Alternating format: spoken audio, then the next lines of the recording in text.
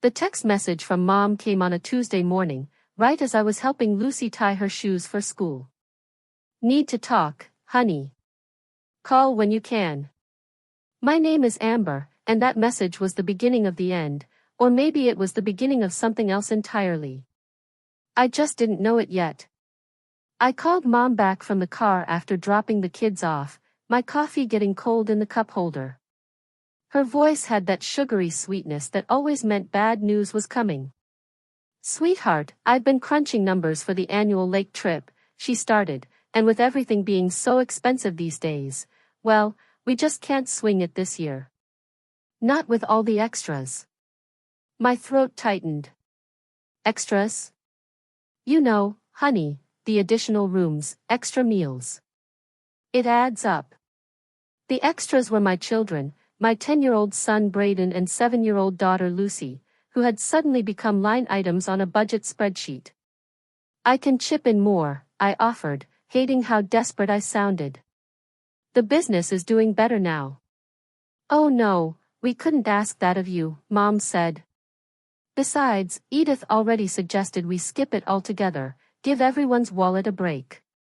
Of course Edith suggested it. My perfect older sister who never had to worry about money since marrying Bentley. Right, I managed. Thanks for letting me know. That evening, I had to tell the kids. Braden took it hardest, he'd been practicing casting with his new fishing rod for months. Lucy just asked if the fish would miss us, and somehow, that hurt worse. Next year, I promised them both.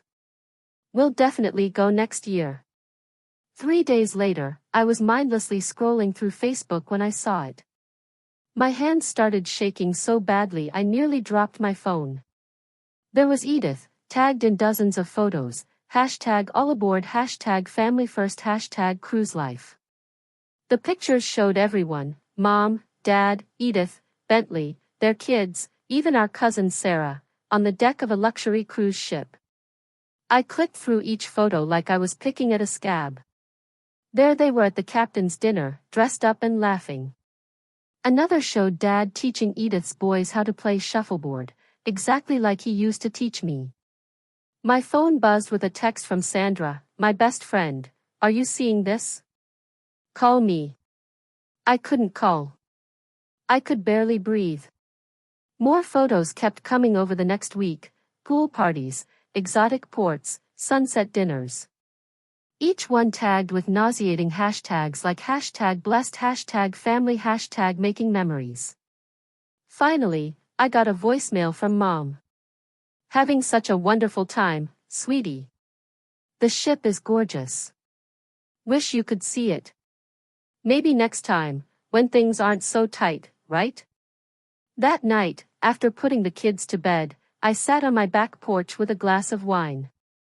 The summer air was thick with humidity and the sound of crickets. I pulled up the last family photo I had from the lake, taken the previous summer. Everyone was smiling, the water gleaming behind us. I was standing slightly apart, as usual, holding Lucy on my hip. My phone lit up with another cruise photo, Edith's latest post. Nothing better than quality time with the ones who matter most. Hashtag family vacation. The ones who matter most. I walked inside and found Braden's fishing rod propped in the corner, still new and unused. Beside it was Lucy's lake journal, where she drew pictures of the fish she wanted to catch next time. The wine glass shook in my hand as 17 years of being the family afterthought crashed over me all at once, the constant comparisons to Edith, the subtle digs about my divorce, the way they'd slowly pushed me to the edges of every family photo, every holiday, every memory. They hadn't canceled the summer trip because of money. They'd canceled me. I opened my laptop and pulled up the business plan for Navitra, my fledgling tech startup. The investor meeting was in 2 days. Until now, I'd been nervous about it. Suddenly, I felt nothing but cold determination. My phone buzzed again, another cruise photo. I turned it face down without looking. I promise, I whispered to my sleeping children down the hall. We will never be left behind again. I just didn't know then exactly how I'd keep that promise, or what it would cost us all. They're ready for you, Miss Thomas. Willow's voice snapped me back to reality. I was standing in the gleaming lobby of Venture Capital Partners, gripping my presentation folder so hard my knuckles had turned white. How do I look? I whispered. Willow, my brilliant 28-year-old business partner, straightened my blazer. Like someone about to change the world, or at least keep kids safer in it. The boardroom was intimidating, all glass and chrome and serious faces. I set up my prototype of Navi Track, our child's safety wearable, on the table. My hands were steady now. They had to be. 3 years ago it began, I said. My son got lost at a crowded mall, for 17 minutes. I couldn't find him. Those were the longest 17 minutes of my life. The investors leaned forward slightly. I had their attention. That's when I realized existing GPS trackers for kids were bulky, obvious, and easy to remove.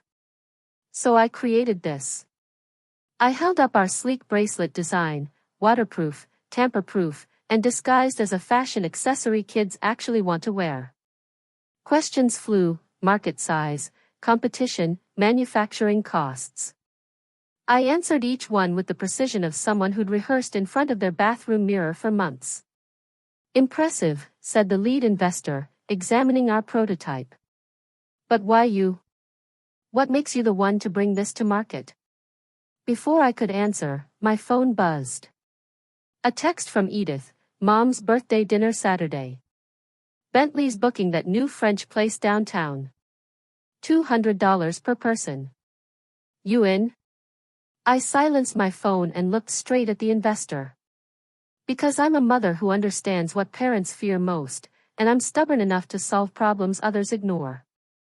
2 hours later, Willow and I stood in the parking lot, still in shock. 5 million, she kept repeating. They're giving us 5 million. I hugged her, both of us laughing and crying. We did it, I whispered. We actually did it. That night, I took the kids to their favorite pizza place to celebrate. While they argued over toppings, I checked my emails. There was one from Sandra, marked FWD, urgent, lake property inquiry. I opened it and froze. It was an email chain accidentally forwarded to Sandra's law firm. Bentley, copying Edith and my parents, discussing booking the entire Turner Pines resort for next summer. 8 weeks total, he wrote. Just our immediate family. More intimate that way. More intimate, like the cruise. Another family vacation I wasn't meant to know about. Mom? Braden's voice pulled me back. Can we get extra cheese? I looked at my son's hopeful face, so much like his father's before the divorce turned bitter. Extra cheese, I said, smiling. Absolutely. I agreed, and later that night, after ice cream, I called Sandra. I was going to delete it, she said, but you needed to know. They're doing it again. I figured, I replied, my voice flat. Planning another family trip without us. After today's investment news, they'll regret that. Sandra paused. Speaking of which, have you told them? I thought about all the times Edith had flaunted her family's success, how Mom and Dad beamed at every achievement of hers while treating mine like pleasant surprises. No, I said. And I'm not going to. Not yet. What are you thinking? I walked to my home office and pulled up the Turner Pines website, the rustic cabins nestled against the lakeshore, the dock where Dad taught us to fish, the fire pit where we used to make s'mores. Remember when we were kids? I said. And Edith would hide my toys, then pretend she had no idea where they were? Yeah. Well, I think it's time I learned to play that game too. I clicked on the Contact Us tab. Sandra, I need a favor. A big one. How much do you know about real estate acquisitions? Amber, her tone was cautionary. What exactly are you planning? I thought about the cruise photos, the cancelled lake trip, years of being the family afterthought. Justice, I said simply. Or maybe revenge. Is there really a difference? The website showed rental rates for the entire resort. The number was significant, but after today's investment, it might as well have been pocket change. Send me whatever paperwork I need to see, I told Sandra. And Sandra, let's keep this between us for now. I hung up and opened my laptop to start researching property laws. Outside my window, the moon reflected off my neighbor's pool, reminding me of the lake's shimmer at night. Soon, I thought. Very soon. The gravel crunched under my tires as I pulled into Turner Pines for the first time in months. The morning fog was just lifting off the lake, and the air smelled like pine needles and possibility. Freddie, the property manager, waited for me on the main office porch. He was exactly as Sandra had described, weathered face, kind eyes, and a ring of keys that probably hadn't changed in 20 years. Miss Thomas. He extended his hand. Freddie Valdez. Thanks for making the drive out. Please, call me Amber. I followed him inside where a pot of coffee was brewing. I appreciate you meeting me on such short notice. Well, when a potential buyer wants to see the place, he poured us both coffee in ceramic mugs with faded lake designs. Though I admit I'm curious. We don't usually get interest in the whole property. I sipped my coffee, buying time.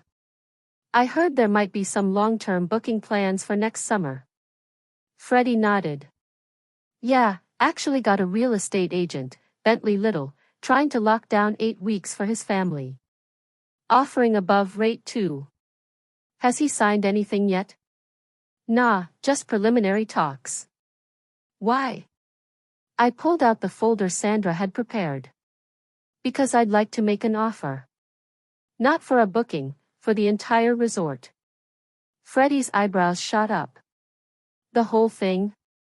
Every cabin, every dock, every pine needle. I slid the paperwork across his desk. And I can close within 30 days. He whistled low, studying the numbers. This is substantial. Mind if I ask why? Through the office window, I could see the lake sparkling. Memories flooded back, teaching Lucy to swim off the shallow dock, Braden's first caught fish, countless marshmallow sticky evenings around the fire pit. Let's just say I have history here, I replied. Good history. History I'd like to preserve. Freddie nodded slowly. The owners have been considering selling. Place needs updates they can't afford. He hesitated. But what about the existing bookings? Bentley's family? No contract signed means no obligations. I met his eyes. And I'd like to keep you on as manager, Freddie. With a raise. He studied me for a long moment. There's more to this story, isn't there? There always is. I stood up. Show me around. We spent the next hour touring the property. The main lodge needed a new roof, and several cabins required modernizing, but the bones were good. Strong. Like me.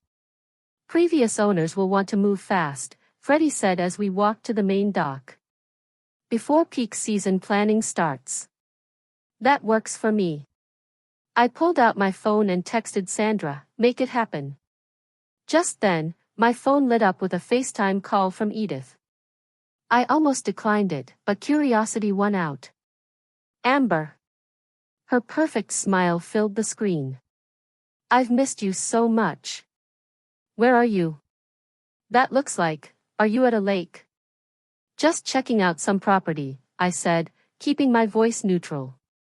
What's up? Oh, I've been thinking about you, we all have. You should come visit next summer. We're planning this amazing family trip. Sorry, bad reception, I cut in, watching her face freeze in mock concern. I'll call you back. I ended the call and turned to Freddie, who was pretending not to listen. How soon can we start the paperwork? I'll call the owners now, he said, pausing. You sure about this? I looked out over the lake, remembering all the times I'd watched Edith get the better cabin, the newer kayak, the most attention. Absolutely sure. The next 3 weeks passed in a blur of contracts, inspections, and bank transfers. Sandra earned every penny of her legal fees, creating an LLC to hide my name from public records until the sale was final. Finally, on a crisp fall morning, I met Freddie outside the main lodge one last time. Congratulations, he said, handing me the master keys. She's all yours. Thanks, Freddie. I weighed the keys in my hand. Any word from Bentley about the summer booking? Left 3 messages yesterday. Should I call him back? No need. I smiled, remembering Edith's fake sweet FaceTime call. Let him keep trying. My phone buzzed, a text from Sandra. Final papers filed. You're officially the owner. Still want to go through with the rest of the plan? I thought about my kids' faces when I'd had to tell them the lake trip was canceled. About the cruise photos. About years of being the family afterthought. Yes, I texted back. Send the letters. Freddie was watching me curiously. Miss Thomas, Amber, whatever happens next, I'm guessing I should brace for some drama. I pocketed the keys and looked out at my lake, my cabins, my revenge. Freddie, I said. You have no idea. The no trespassing orders are ready, Sandra said, spreading documents across my dining room table. One for Edith and Bentley, one for your parents, one for each of their kids over 18. I traced my finger over the legal language. Will they hold up? They're ironclad. As property owner, you have every right to deny access. She hesitated. But Amber, once we serve these, there's no going back. Through the sliding glass doors, I could see Braden and Lucy playing in the backyard. They were drawing pictures of fish, planning for next summer.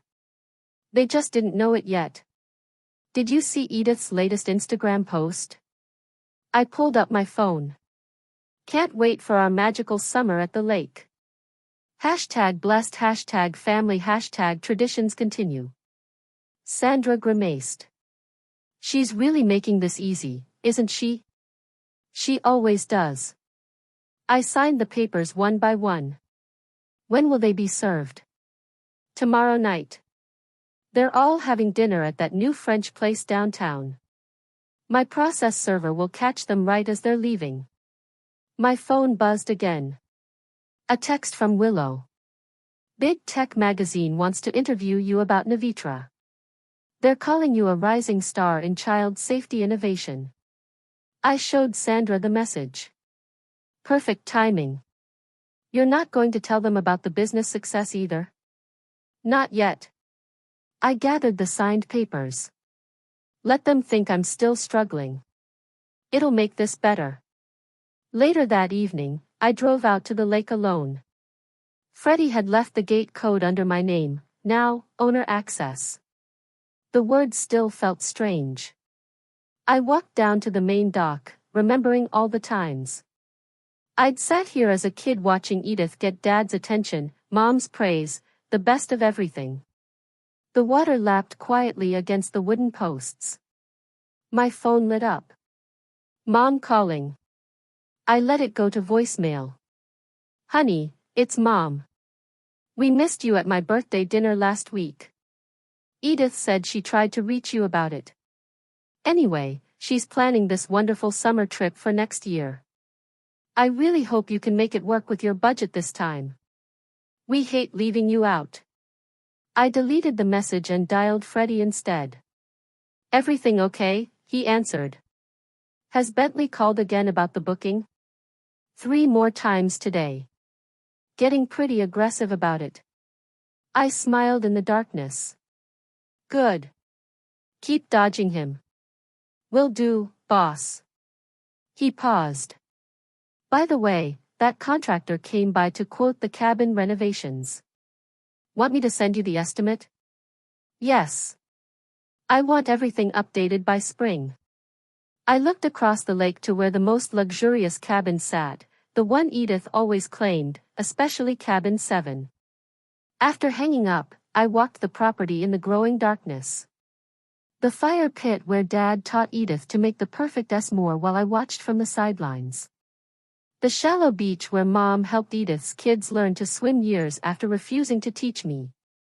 Sandra was waiting in my driveway when I got home. Last chance to back out, she said, holding up the legal documents. We can tear these up right now. I thought about the cruise photos, the canceled trip, the years of subtle exclusion masked as concern about my situation. Send them. She nodded slowly. I'll have my guy text us when it's done. Tomorrow night. Want company while we wait? No, I hugged her quickly. I need to do this part alone. The next evening I sat on my back porch with a glass of wine, watching the sunset and waiting. At 8:47 my phone buzzed with a text from Sandra's process server. Documents served to all parties.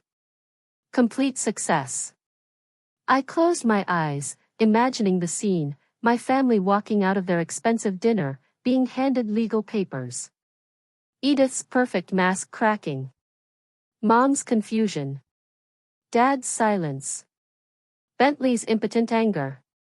My phone started buzzing immediately, calls from Mom, Dad, Edith. Text messages piling up. What is this? Call us right now. Have you lost your mind? Answer your phone. I silenced them all and walked inside to check on my sleeping children. Lucy had left her lake journal open on her bed, new drawings of the fish she hoped to catch, the cabin she wanted to stay in soon. Baby, I whispered, tucking her in. Very soon. Back on the porch, I pulled up the security camera feed Freddie had installed. The lake was silent, dark, except for starlight on the water. My lake. My revenge. My phone lit up one last time, a text from Sandra. You okay? I watched a shooting star streak across the lake view on my screen. Never better, I replied. And for the first time in years, it wasn't a lie. Mom and Dad are coming over for dinner tonight, I told the kids at breakfast. I made peace offerings. Really? Braden looked up from his cereal. Grandma and Grandpa haven't visited in forever. I know, honey. I checked my phone. 17 missed calls since last night. That's why I invited them. I spent the afternoon cooking, Dad's favorite pot roast and Mom's preferred apple pie. At 6:55 p.m., my phone rang, Mom's number. Amber, sweetheart. Her voice was strained. Something's come up. We can't make it tonight. I gripped the counter. Too busy. Your father isn't feeling well, and with everything that happened yesterday, maybe we should all take some time to cool off. Of course. I kept my voice steady. Feel better, Dad. I hung up and looked at the perfectly set table, at my children's expectant faces.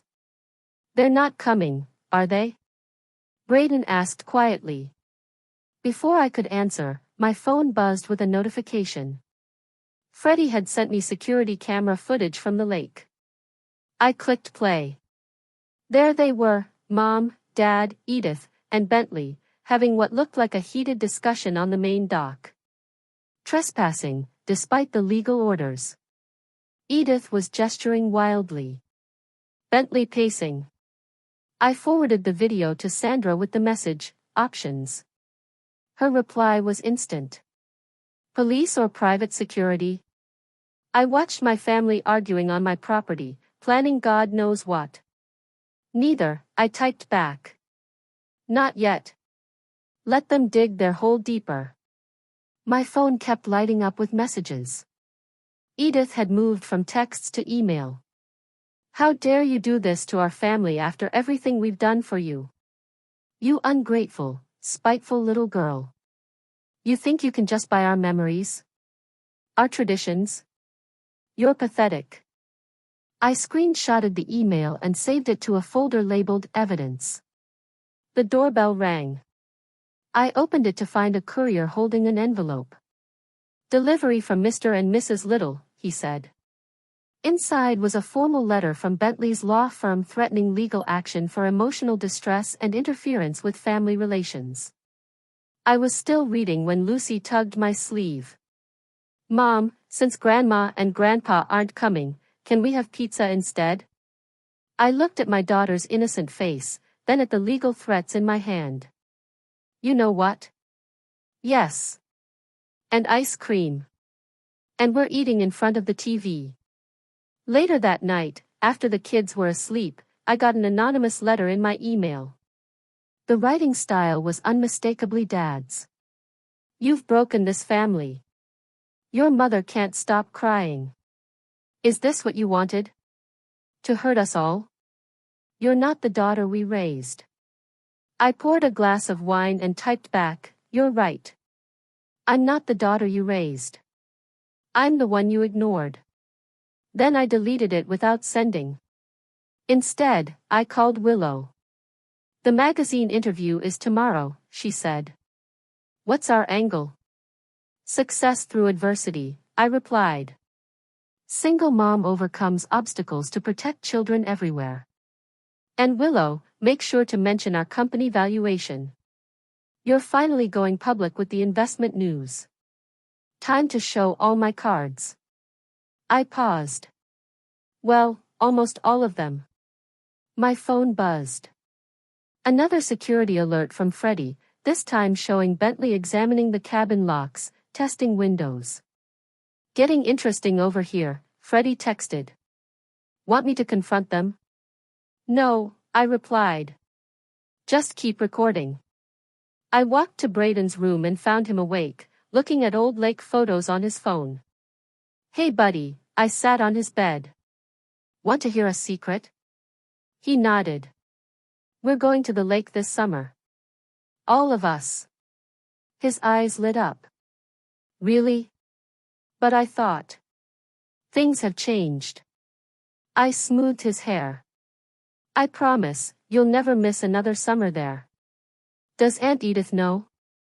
Not yet. I kissed his forehead. But she will. Back in my room, I opened my laptop to find an email from Mom. Subject line, please read. Whatever we did to hurt you, we're sorry.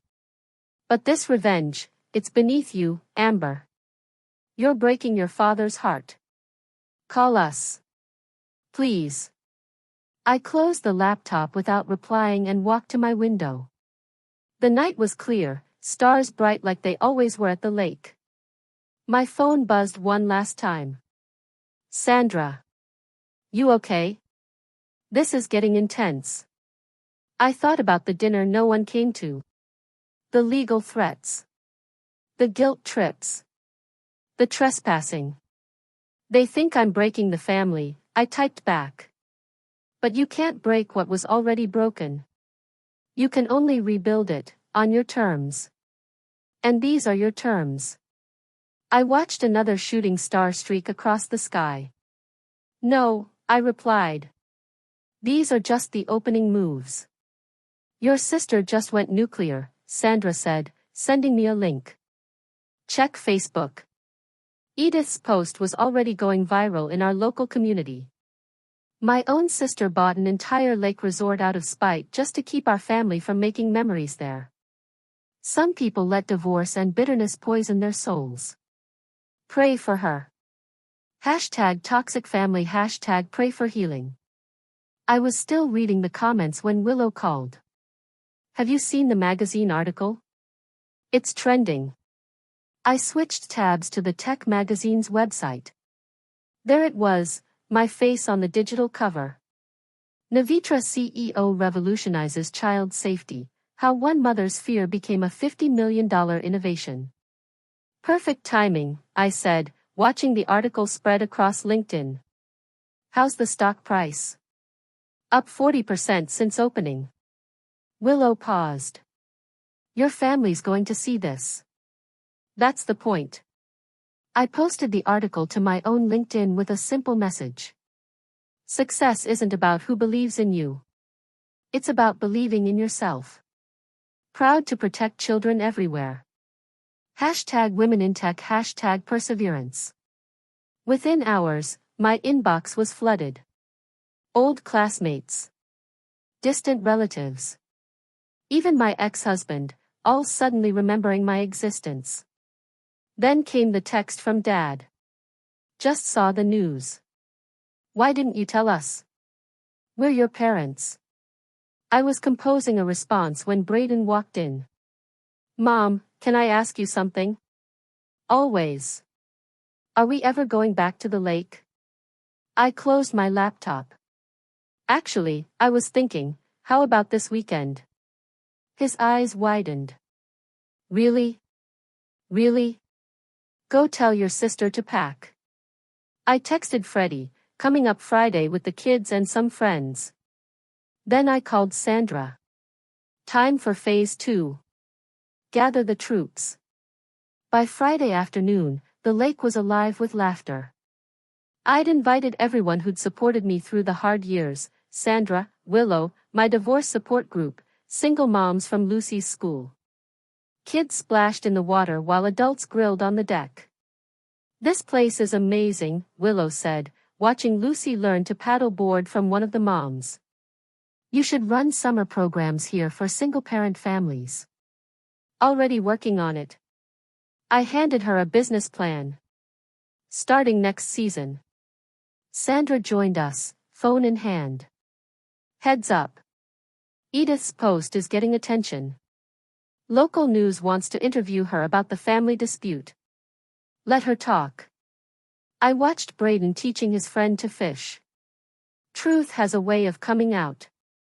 Speaking of truth, Sandra nodded toward the gate. We've got company. A familiar car was pulling up the drive, Mom's silver SUV. Want me to call security? Freddie asked, appearing at my side.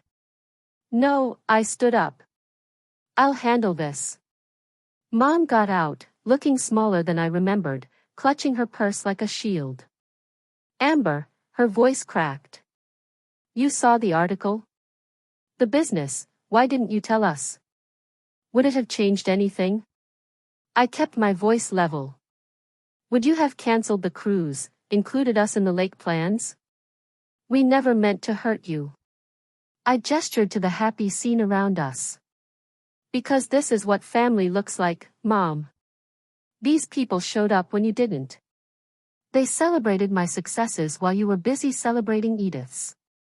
We were wrong, she whispered, but her voice was tinged with hesitation. But this revenge, buying the lake, it's not you. No, it's Edith, I replied. It's what she would do. I met her eyes, I learned from the best. Grandma Lucy's voice cut through the tension as she ran up, dripping wet. Want to see me paddleboard? Mom's eyes filled with tears. I should go. Yes, you should. I picked up Lucy, because of your trespassing, and unlike you, I actually mean it when I say, family only. I turned away, carrying Lucy back to the water where her new friends waited. Amber, please, Mom called after me. Don't do this. Already done. I didn't look back. Tell Edith she can do all the interviews she wants. I've got nothing to hide anymore. That evening, after everyone left and the kids were asleep in their cabin, I sat on the main dock watching the sunset. My phone buzzed with a text from an unknown number. Bentley, this isn't over. You're not the only one with resources.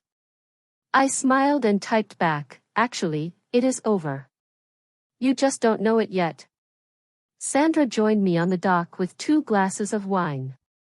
Your mom's visit will add fuel to Edith's fire, she warned. Good. I took a sip, letting it burn. You know what happens next, right? I watched the last light fade from the lake, my lake, and thought about the next phase of the plan. Yeah, I said. The real fun begins.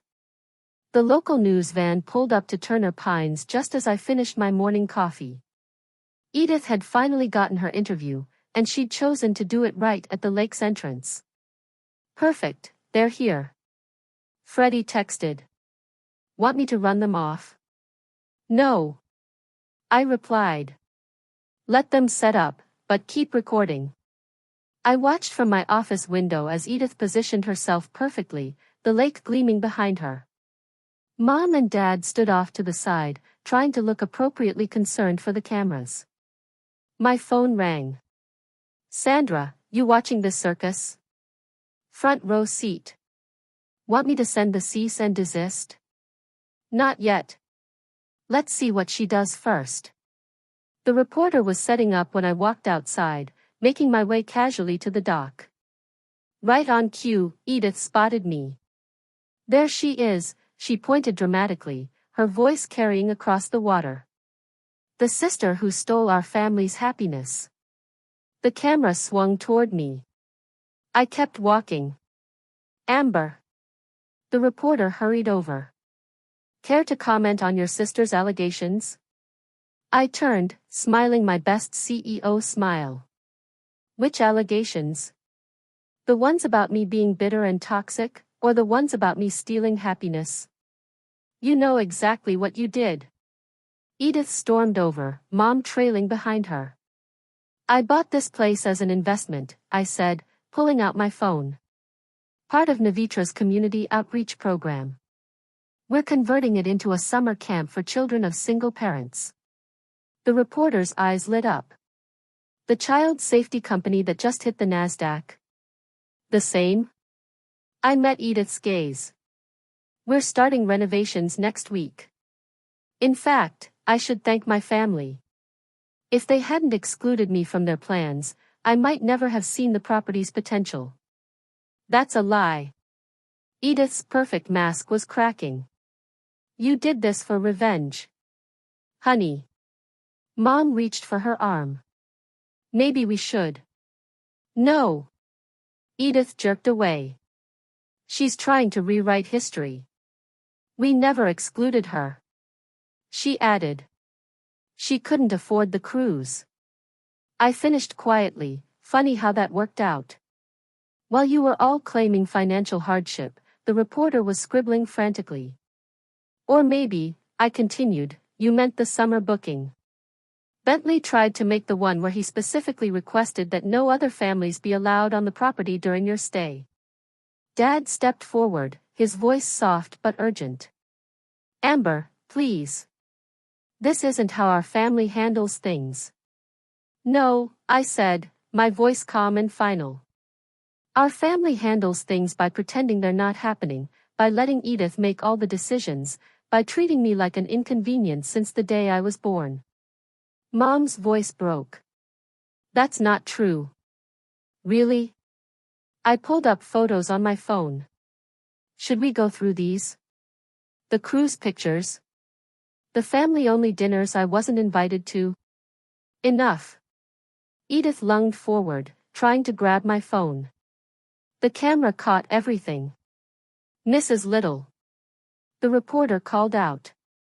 Are you attempting to assault your sister on her private property? Edith froze, realizing what she'd done. Her perfect image shattered on camera. This interview is over, Bentley appeared, trying to salvage the situation. We'll be pursuing legal action. No, I cut in. You won't. Because if you do, I'll countersue for harassment, trespassing, and attempted assault, all of which I have on video. I gestured to Freddie's security cameras. And unlike you, I can afford a very long legal battle. The silence was deafening. Now, I continued. You're all trespassing again. So either leave voluntarily, or I'll have you escorted out. Your choice. You've destroyed this family. Edith spat. No, Edith. You did that. I'm just done pretending it never happened. I turned to the reporter. If you'd like a real story, I'd be happy to show you our plans for the summer camp. We're partnering with several domestic violence shelters to provide safe vacations for families in transition. As security led my family away, Mom looked back one last time. Was it worth it? She asked softly. I watched them go, the people who had shaped my whole life with their subtle cruelties and casual exclusions. Yes, I said. But they were already too far away to hear. Later that night, alone on the dock, I finally let the tears come, not for them, but for the little girl who had spent years believing she deserved less, who had watched from the sidelines as Edith got everything. My phone lit up. Sandra checking in, you okay? I wiped my eyes and looked out over my lake, where tomorrow my kids would swim and laugh and make new memories. No, I typed back, honestly, but I will be. And for the first time in my life, that felt like enough. Mom! Mom! Braden's voice echoed across the lake as he held up his fishing rod, a small bass thrashing at the end of the line. I rushed to help him reel it in, showing him how to hold the fish for a quick photo before releasing it back into the water. His grin was brighter than the summer sun overhead. Just like you taught me, he said proudly. Just like I taught you, I agreed, remembering all the times I'd watched Dad teach Edith's kids instead of mine. Lucy came running down the dock, waving a letter. Mail came. I recognized Mom's handwriting immediately. This was the third letter she'd sent since the news interview went viral. I'd burned the first two without reading them. Want me to get rid of it? Sandra asked, appearing beside me with coffee. No. I tucked it into my pocket. Not this time. The lake was alive with activity. Our first group of single-parent families had arrived yesterday, 5 moms with their kids, all getting a fresh start. Willow was teaching some of the children to kayak, while Freddie gave a fishing lesson to others.